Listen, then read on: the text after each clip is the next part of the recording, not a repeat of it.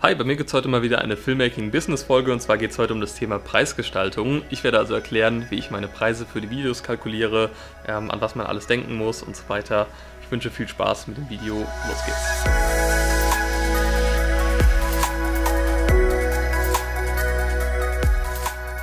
Bevor es losgeht, nochmal so die kleine Erinnerung, das Ganze soll ein interaktives Format sein, tauscht euch also gerne in den Kommentaren aus. Das, was ich jetzt hier in diesem Format immer sage, ist nur meine Einschätzung, meine Meinung, meine Erfahrung. Ihr habt sicherlich andere Erfahrungen gemacht und darüber können wir gerne in den Kommentaren diskutieren. Ja, wie läuft eigentlich so eine Filmproduktion ab oder das Zustandekommen eines Auftrags? In der Regel kriegt man eine Anfrage von Kunden oder von potenziellen Kunden. Bei mir kommen, wie gesagt, die meisten Anfragen über Leute, die mich jetzt über YouTube gefunden haben. Schaut euch dazu gerne auch mal mein anderes Video an, in dem ich erkläre, wie man Aufträge bekommt. Dann wird natürlich erstmal abgesprochen, was gewünscht ist, wie viele Drehtage möglicherweise angepeilt werden, wie aufwendig der Schnitt sein kann und so weiter, was gewünscht ist in Sachen Musik, Ton und so weiter. Also klärt am besten alles ab, damit ihr dann gut kalkulieren könnt, wie teuer oder günstig ihr euer Video anbieten könnt.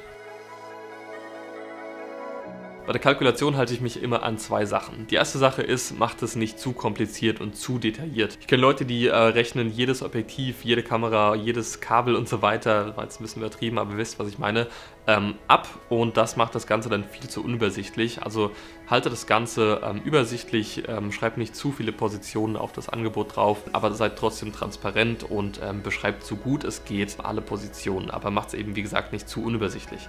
Die zweite Sache ist natürlich die, dass ihr alle Kosten, die ihr irgendwie habt, auch an den Kunden weitergebt. Das klingt total banal, aber ich wurde jetzt schon oft gefragt, ob ich zum Beispiel Flüge, wenn ich für einen Kunden ins Ausland fliege, ob ich die auch abrechne. Und natürlich rechne ich die auch ab. Wie gesagt, es klingt banal, aber es wurde ich jetzt schon oft gefragt. Das sind so die beiden Grundsätze, an die ich mich halte. Also übersichtlich halten und natürlich alles, was an Kosten anfällt, an den Kunden weitergeben. Wenn ich irgendwas berechne, rechne ich fast immer mit Tagessätzen, liegt einfach daran, dass es am einfachsten abzurechnen ist. Früher in einem anderen Q&A hatte ich schon mal erwähnt, dass ich auch stundenweise teilweise arbeite. Mittlerweile mache ich alles mit Tagessätzen. Liegt einfach daran, ja, dass man das einfach abrechnen kann und ganz ehrlich, dem Kunden ist es egal, ob du jetzt 10 oder 12 Stunden an einem Video sitzt, sondern er möchte einfach nur wissen, was es ihm kostet und ob man das jetzt eben mit Tagessätzen oder Stunden berechnet, ist egal und ich denke, mit Tagessätzen kann man einfach, ja, einfacher rechnen.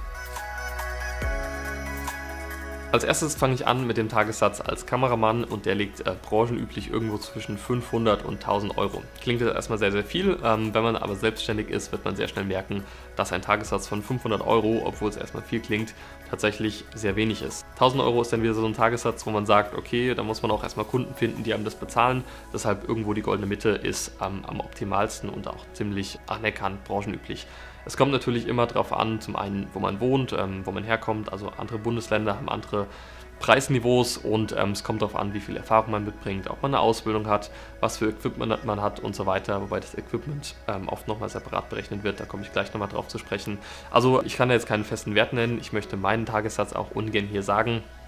Einfach weil er sich im Laufe der Jahre wahrscheinlich noch ein bisschen nach oben erhöhen wird und ich nicht möchte, dass irgendwie ein Kunde sagt, okay, in dem Video hast du aber gesagt, du berechnest nur das und das und jetzt berechne ich plötzlich mehr. Das ist so der Grund, warum ich meinen Tagessatz jetzt hier nicht öffentlich mache. Irgendwo zwischen 500 und 1000 Euro liegt er aber im Moment und das ist wie gesagt auch branchenüblich. Zu dem Thema habe ich euch übrigens auch einen Artikel verlinkt, warum der Tagessatz so hoch ist. Da gibt es verschiedene Berechnungsmodelle und ja, schaut euch den einfach mal gerne an. In dem Artikel steht auch unter anderem, dass ein Kameramann im Durchschnitt nur 11 Tage pro Monat arbeitet. Das ist auch ein Grund, warum der Tagessatz so hoch ist. Einfach weil man natürlich als Kameramann nicht jeden Tag Arbeit hat. Das wäre schön. Das kann ich auch nur von mir aus so bestätigen. Ich arbeite auch nicht jeden Tag als Kameramann, sondern maximal 2 bis 3 Tage pro Woche als Kameramann. Eher so 1 bis 2 Mal. Deshalb ist das auch ein Grund, warum der Tagessatz so hoch sein muss. Die nächste Sache, die mit einkalkuliert werden sollte, ist das Equipment. Da kommt es natürlich ganz drauf an, was man für Equipment hat. Ich kann nur sagen, bei mir, wenn man alles zusammenrechnet, komme ich auf einen Equipment-Wert von über 20.000 Euro. Und du kannst ja auch einmal zusammenrechnen, auch wenn du nur eine kleine Kamera hast, mit allem drum und dran wirst du auch auf mehrere tausend Euro kommen, auch wenn du vielleicht nur im Hobbybereich unterwegs bist. Also Filmproduktion oder Filmequipment ist sehr, sehr teuer. Und natürlich sollte man das, wenn man beruflich arbeitet, auch an den Kunden irgendwie weitergehen. Wie kalkuliert man das jetzt am besten? Schaut euch am besten einfach mal auf Equipment-Verleihseiten, wie zum Beispiel Giro oder bei irgendwelchen Equipment-Verleihs halt eben um. schaut, was da berechnet wird für entsprechende Kameras, Objektive und so weiter, zieht davon so ein bisschen was ab und dann kalkuliert das alles zusammen. Ich kann euch wie gesagt nicht empfehlen, alles einzeln aufzupositionieren in dem Angebot, sondern ja, macht lieber so eine Equipment-Pauschale und zieht dann noch so ein bisschen was ab, denn der Kunde soll natürlich auch einen Vorteil haben, dass ihr eigenes Equipment mitbringt. Aber lasst euch das gerne auch zusätzlich berechnen. Ich habe das jetzt bei mir noch in den Tagessatz so ein bisschen einkalkuliert und schreibe das aber auch extra dazu, dass das Equipment bereits Teil des Angebots ist, damit der Kunde Bescheid weiß und nicht denkt, dass ihr einen übertrieben hohen Tagessatz habt. Dann wird die Post-Production, also der Schnitt, noch berechnet und hier berechne ich weniger Tagessatz als bei dem Kameramann. Liegt einfach daran, dass es zum einen auch wieder branchenüblich ist, also Cutter verdienen in der Regel ja, so ungefähr die Hälfte, vielleicht mal mehr, mal weniger als ein Kameramann. Und deshalb ziehe ich dann noch so ein bisschen was ab vom Kameramann-Tagessatz und berechne das als Tagessatz für die Post-Production. Meistens pro Projekt immer so zwischen 2 und 3 Tagen und inklusive Korrekturschleifen schon. Also es ist schon einkalkuliert, dass ich nochmal Korrekturen irgendwie machen muss für Kunden. Es gibt auch Leute, die dann noch zusätzlich nochmal stundenweise eine Korrektur irgendwie berechnen. Bei mir ist das eben schon inklusive. Andere Leute wiederum berechnen einfach nur eine Pauschale für das Abschließen von so einem Projekt, also für das Schneiden. Kann man natürlich auch machen. Bei mir hat sich das eben mit den Tagessätzen so etabliert. Was ich auch berechne, sind natürlich Musiklizenzen. Ich nutze zwar viel Artlist, zum einen kostet das aber auch jährlich und zum anderen lasse ich mir so, wenn ich zum Beispiel 100 € für Musiklizenzen draufschreibe, auch die Option offen, vielleicht mal bei Premium Beat nochmal einen Song zu nehmen oder bei MusicBed zum Beispiel, wobei das wieder ein bisschen mehr kostet. Und sollte man einen Song von Artlist nehmen, der ja nicht so viel kostet, finde ich es trotzdem gerechtfertigt, auch dafür was zu berechnen, denn man hat Zeit, die drauf geht für die Musikrecherche, für die Musiksuche und warum sollte man sich die nicht bezahlen lassen? Man sucht teilweise mehrere Stunden an dem perfekten Song, was eben auch Arbeitszeit ist, von daher kann man da auch durchaus noch ein bisschen was draufschlagen. Was ich auch berechne, zumindest bei den Projekten, wo ich das auch wirklich machen lasse, ist die Tonmischung. Die lasse ich immer von meinem Kumpel Moritz machen, der eben bei Ari auch im Tonstudio gelernt hat und ja, sehr gute Arbeit macht, gerade was Stimmen und so weiter angeht. Das ist zum Beispiel wichtig bei Imagefilmen, wo es wirklich auf die Stimme auch ankommt. Also da lasse ich das wirklich extern machen. Es gibt auch Projekte, wo ich das selbst mache. Das sind dann eher so Social-Media-Sachen vielleicht. Aber wie gesagt, bei wichtigen Sachen, also bei sehr wichtigen Sachen, lasse ich das lieber extern machen, was natürlich auch noch dazu kalkuliert wird. Was ich auch noch berechne, ist die Anfahrt und da berechne ich, wenn ich mit dem Auto komme, 30 Cent pro Kilometer. Auch das klingt erstmal wieder recht viel, man kommt dann eben auf 30 € pro 100 Kilometer, ist aber auch üblich und zum anderen hat das Auto ja auch einen Verschleiß und das Auto kostet was. Das heißt, man hat mehr Ausgaben als nur den Sprit und das muss man natürlich auch den Kunden irgendwie tragen lassen. Denn warum sollte man dafür sein eigenes Geld irgendwie aus dem Fenster schmeißen, wenn das Auto so einen Verschleiß hat und so weiter. Also gebt auch das an den Kunden weiter. 30 Cent pro Kilometer sind üblich, manche berechnen auch 50 Cent, soweit ich weiß. Da muss man einfach selbst entscheiden, was man so für richtig hält. Wenn ich irgendwo hinfliege, dann bezahlen das oft die Kunden, die können das natürlich auch entsprechend abrechnen und so weiter und dann hat man damit keine Sorgen. Das war jetzt irgendwie in 70% der Fälle haben das die Kunden gebucht. Falls ich das selbst buche, dann schlage ich auch da wieder ein bisschen was drauf oder gucke einfach mal, was die Flüge kosten und schlage dann da ein bisschen was drauf für das Angebot, für die Kalkulation. Im Endeffekt kann man dann, wenn es noch billiger wird, auch wieder ein bisschen was abziehen oder weniger berechnen. Aber in der Regel schlage ich da ein bisschen was drauf. Auch hier wieder, weil man ein gewisses Risiko hat, weil der Flug in der Zwischenzeit wieder teurer werden kann und so weiter. Gleiches gilt für Hotelkosten. Auch hier gucke ich erstmal so, was in der jeweiligen Stadt so ein Hotel kostet. Schlage dann ein bisschen was drauf und das schreibe ich dann aufs Angebot drauf. Das waren jetzt so die Posten, die ich jetzt erstmal so ins Angebot schreibe, also so 5 bis 6 Positionen habe ich da meistens drauf. Jetzt gibt es noch so ein paar Sachen, die auch üblicherweise berechnet werden bei Filmproduktionen, die ich jetzt aber nicht mit berechne. Die erste Sache ist zum Beispiel das Catering. Ich bin oft einfach alleine oder mit 1 bis 2 Mann am Team noch dabei. Da berechne ich jetzt kein extra Catering dazu, sondern ja, meistens halten sich da die Kosten einfach in Grenzen. Kommt immer so ein bisschen aufs Projekt drauf an. Ich weiß, dass viele Filmproduktionsfirmen damit sehr, sehr viel Geld noch machen, weil sie einfach sehr, sehr viel da nochmal draufschlagen. Teilweise 30, 40 € pro Person. Das habe ich jetzt nicht gemacht. Vielleicht bei größeren Produktionen werde ich mal in Zukunft auch Catering berechnen.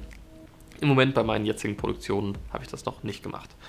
Die nächste Sache sind die sogenannten Buyout-Rechte. Auch hier habe ich jetzt noch nicht so viel damit gemacht. Buyout-Rechte sind Nutzungsrechte am fertigen Film. Die kommen dann nochmal obendrauf, zusätzlich zu den Produktionskosten.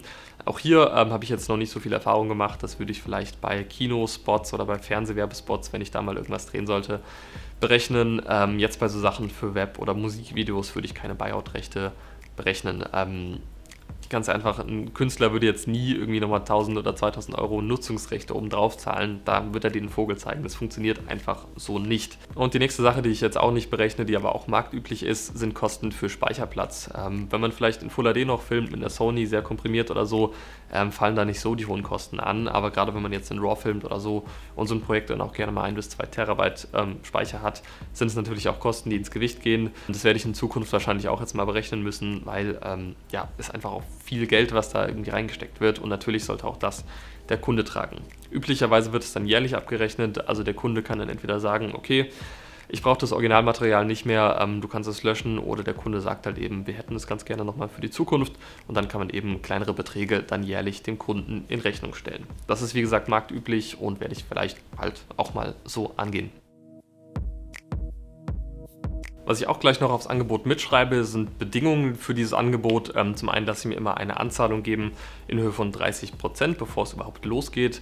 Liegt einfach daran, dass man oft in Vorkasse gehen müsste sonst, zum Beispiel wenn man Hotels oder Flüge bucht. Wäre es ein sehr großes Risiko, das zu tun, bevor man überhaupt einen Cent von einem Kunden gesehen hat. Deshalb lasse ich mir immer 30% Anzahlung geben. Üblicherweise gibt es halt diese Drittelregel, also ein Drittel, ein Drittel, ein Drittel, ein Drittel Anzahlung, ein Drittel nach Drehende und ein Drittel nach Fertigstellung des Films. Ich lasse mir einfach immer nur die 30% Anzahlung geben. Ich habe damit gute Erfahrungen gemacht. Kunden, die sich da schon beschweren, mit denen wollte ich sowieso nichts zu tun haben, und Kunden, die das wirklich schnell und zügig und gerne zahlen, so eine Anzahlung, da hat man dann gleich ein gutes Gefühl und eben wesentlich weniger Risiko. Also schreibt das gleich mit aufs Angebot drauf, damit es dann später keine bösen Überraschungen gibt. Die andere Sache, die auch noch ganz wichtig ist, ist, dass ihr auf das Angebot schreibt, dass sich das Angebot nur auf den fertigen Film bezieht und die Nutzungsrechte daran, und dass das Material, was ihr jetzt da erstellt, in eurem Besitz bleibt, also die Nutzungsrechte an dem Rohmaterial. Ich habe es schon oft erlebt, viele Kunden denken, dass ihr ihnen das Material schuldet. Das tut ihr nicht. Also wenn ihr einen Film berechnet, dann wirklich nur den fertigen Film. Das Rohmaterial würde ich euch empfehlen, nie rauszugeben, außer ihr seid wirklich als Kameramann gebucht bei einem Projekt, dann müsst ihr das natürlich rausgeben. Aber wenn ihr so einen fertigen Film kalkuliert, dann bleibt das Rohmaterial auf jeden Fall bei euch. Lasst euch da auch nichts einreden, und falls der Kunde wirklich das Rohmaterial braucht, berechnet dafür was extra. Was ich euch sehr empfehlen kann für das Erstellen von Angeboten, ist eine Software, mit der ihr Angebote und Rechnungen stellen könnt, also eine Buchhaltungssoftware. Da gibt es ganz, ganz viele verschiedene. Ich nutze Debitor schon seit 4-5 Jahren, das ist perfekt für kleinere Unternehmen, für Einzelunternehmer und so weiter. Ich habe euch unten mal den Link in die Beschreibung gepackt, das ist ein Affiliate-Link, aber ansonsten ist das hier nicht gesponsert. Also ich nutze das wie gesagt seit vielen Jahren. Man kann Positionen einspeichern, man kann Kunden einspeichern, ganz einfach Rechnungen erstellen, verschiedene Designs und so weiter einstellen. Kostet ein bisschen was, für mich lohnt sich das aber. Ja, das war es jetzt erstmal zur Kostenkalkulation. Das sind halt eben jetzt alle Posten, die ich jetzt irgendwie berücksichtige. Schreibt gerne mal in die Kommentare, was ihr alles so berechnet oder wie ihr das so anstellt. Wie gesagt, am Ende haben alle was davon. Ihr habt gesehen, bei so einer Filmproduktion kommen also auch durchaus, auch wenn es nur ein kleinerer Maßstab ist, ein paar tausend Euro zusammen, was erstmal sehr viel klingt, aber ihr müsst natürlich auch berechnen, dass ihr auch viele Ausgaben habt als Selbstständiger. Falls ihr viel weniger berechnet, so als Schüler oder so, ich habe ja auch angefangen mit Musikvideos für 100 bis 200 Euro, ihr werdet sehr schnell feststellen, dass ihr damit einfach nicht selbstständig leben könnt. Und auch wenn ihr auf vielleicht 1.000 bis 2.000 Euro im Monat kommt, wo ich früher als Student gesagt habe, okay, krass, mega viel Geld, mittlerweile als Selbstständiger weiß ich, dass man damit vorne und hinten nicht klarkommt. Also ihr braucht wirklich mehrere tausend Euro im Monat als Umsatz oder als Einkünfte, um damit entspannt leben zu können. Und selbst wenn ihr so mehrere tausend Euro im Monat habt, lebt ihr trotzdem nicht in Saus und Braus. Das ist so eine Sache, die man erstmal lernen muss. Ich kann auch gerne noch mal ein Video dazu machen, was man alles so für Ausgaben hat, monatlich oder jährlich gesehen. Da kommt auch einiges zusammen, deshalb müssen die Preise auch so hoch sein, um wirklich dauerhaft, nachhaltig als Selbstständiger ja, sich etablieren zu können. Ich hoffe, das Video hat euch gefallen und war hilfreich, und genau, falls ihr noch irgendwelche Fragen habt, lasst mich das gerne in den Kommentaren wissen. Jetzt als nächstes kommen dann wieder so ein paar Ari-Videos. Ich habe ja noch einige vorproduziert, da wünsche ich viel Spaß bei, und jetzt würde ich sagen, bis zum nächsten Video. Macht's gut. Ciao.